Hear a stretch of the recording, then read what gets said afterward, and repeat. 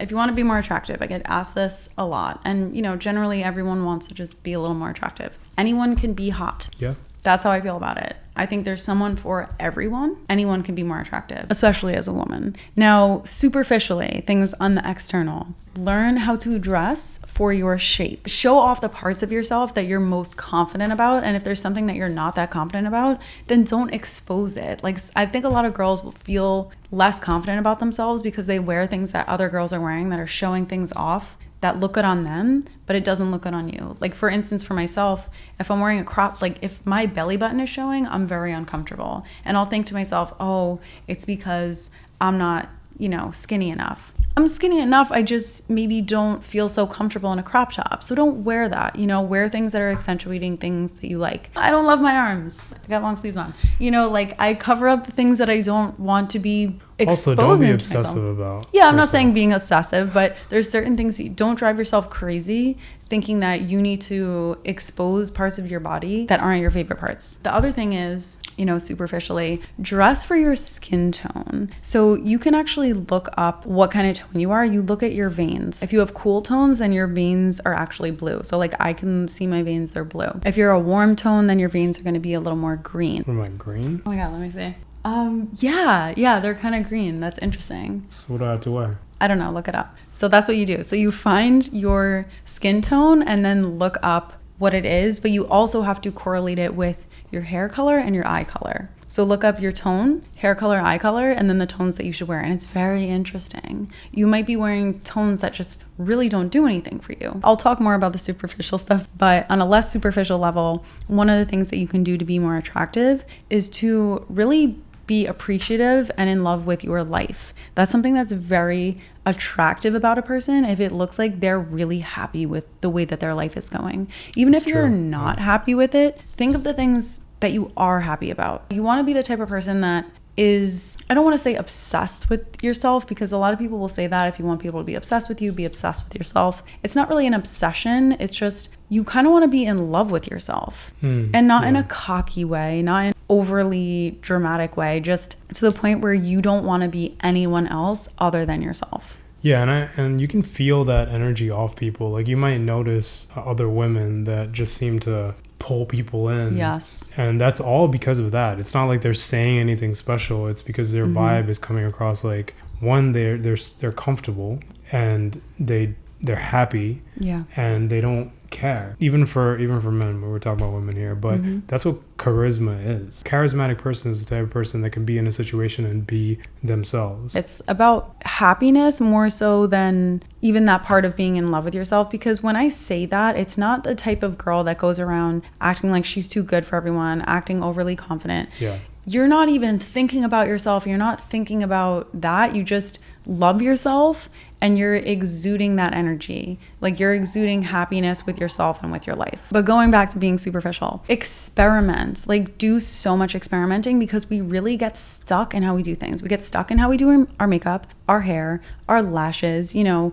you do your lashes one way in high school and then you continue doing it for the rest of your life. Like it's so easy. Even for myself, it's like, it's so hard. Like go to a stylist maybe, or look up videos on how to do your makeup differently. Ask your friends. If there's someone that you admire how they look, ask them their opinion on what you can do differently, because it's really hard to see outside of yourself what you should be doing, because if you could think of it on your own, then you would have done it. Honestly, I used to just look up videos. I would study videos about how to do makeup. I still feel like I don't know what I'm doing, but way more so than I used to. But that was the type of thing I realized, oh, I'm the type of person that doesn't know how to do my makeup. I need to learn. Don't just stay stuck in that. Girls study this. They go to school for cosmetology. You don't just like naturally know how to do makeup. Like there's techniques, just learn it. The other thing is take pictures. So when you're doing your makeup, when you're getting dressed, when you're doing all that stuff, you'll look in the mirror and it'll seem like it looks good. But then once someone takes a picture of you, you're like, wow, I do not like how I looked. So when you do this experimenting, then look at yourself in the camera. And for some reason, you're able to look at the whole picture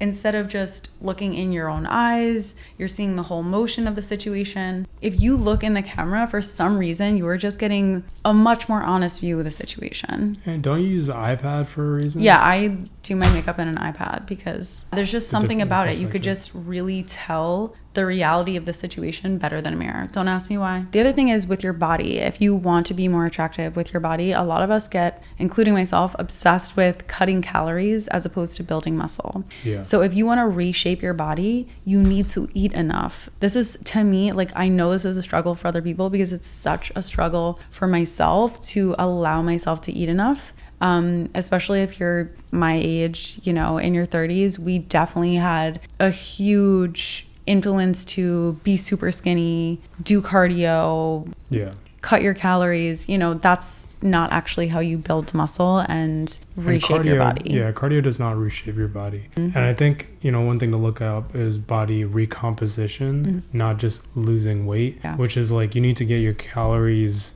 you need to watch the scale and get your calories as high as possible to the point where you're not gaining weight, but you're also not losing weight. And then build muscle. Yeah. Yeah, because that's the only way that you can. If you don't eat enough protein, if you don't eat enough calories, you're not going to build muscle. If you're doing 3 hours of cardio every day, you're going to lose muscle. And everything's just going to, you're going to get skinnier, where everything's going to get flat. That's the other thing, protein. But do vegan protein. Be kind to the animals. And it's better for you. The studies are coming that vegan protein is better for you now. And it's just as, if not more. No, I think they said it was more beneficial. It's slightly more beneficial is what the most recent studies and have been saying. It's more beneficial to the animals that aren't being slaughtered for your protein. Hey, I'm fully vegan. Yeah, the man is vegan. Come on. The other little thing, face yoga and face massage. Yes. Okay. Now, obviously, it's not going to be as good as, you know, some plastic surgery or something, which, you know, if you want to get into that, go ahead. There's nothing wrong with that. Nothing wrong with it. The safe ones, you know, a little bit of filler here and there, not crazy. You don't want to get it all over your face because it's sad. Things like gua sha, it really does flatten out your face. Face yoga, you're building muscle in your face the same way that you're building muscle in other parts of your body. It takes a long time, but it's something that you can do to change the shape of your face a little bit. And if you don't have a skincare routine, you definitely got to get on that. Absolutely. TikTok put me on my skincare routine. Thank you very much. You got a new skincare routine. Oh, and de-stress. Stress looks bad on everyone. If you smile,